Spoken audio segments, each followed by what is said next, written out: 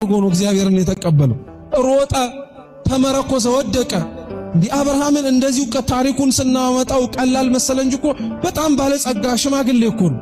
ረጅም ዓመት የኖረ እንግዳ ለመቀበል ያለው ፍጥነት አይገርማችሁም? እየሮጠ ሄዶ ከግራቸው ተደፋ ባልበላ አንጀቱ። ጌቶቼ በፊታችሁ ሞገስን አግኝቼ እኮ እባካችሁ አትለፉኛል። አይገርምም? ትልቅ ጸሎት እኮ ነው እግዚአብሔርን አትለፈኝ ማለት።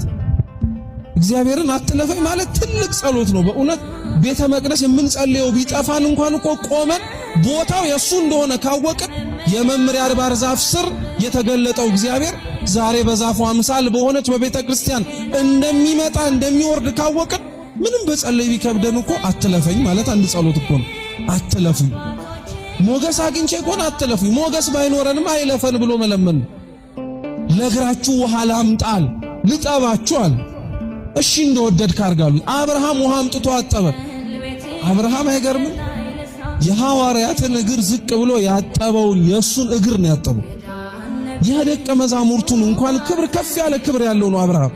የጌታውን እግር ዝቅ ብሎ ነው ያጠበው። ምን አይነት መታደል እንደሆነ አስቡት። አብርሃም እግራቸውን አጠበ። እባካችሁ ግቡ ብሎ የተናገረው አብርሃም እግራቸውን አጥቦ ሲጨርስ ተመልሶ እየሮጣ ለሚስቱ ነገራት። እባክሽ በሶስት መስፈሪያ ዱቄት ሰልቂና አንዱን ጎቻ ጋግሪላቸዋል። ሶስቱን ጎቻ አንድ መሆኑ እውነት ነው፣ የምስጢረ ሥላሴ ትምህርት ነው።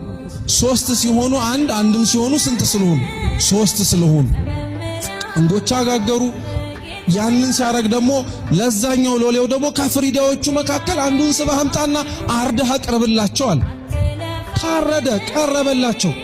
ቅድስት ሥላሴ በአብርሃም ፊት እንደሚበሉ ይመስሉ ነበር ይላሉ ሊቃውንተ ቤተ ክርስቲያን። እሱም ያልበላ ስለሆነ እየበሉ እንዲበላ፣ ነገር ግን በእነሱ ሰም በእሳት ፊት ሲቀልጥ እንደሚቀልጥ እህሉን ከፊት ለፊታቸው ይቀልጥ ነበረ።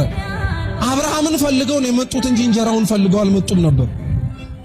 እሱን ወዳጃቸውን ፈልገው ነው እንጂ የተገኙት የሚያቀርበውን ምግብ ፈልገውት አይደለም። ዛሬም ክርስቲያኖች አትርሱ፣ እናንተን ነው እንጂ ሌላውን ነገር እግዚአብሔር መጀመሪያ አይፈልግም። ከናንተ በኋላ ነው ሌላው ነገር የሚመጣው፣ ከኛ በኋላ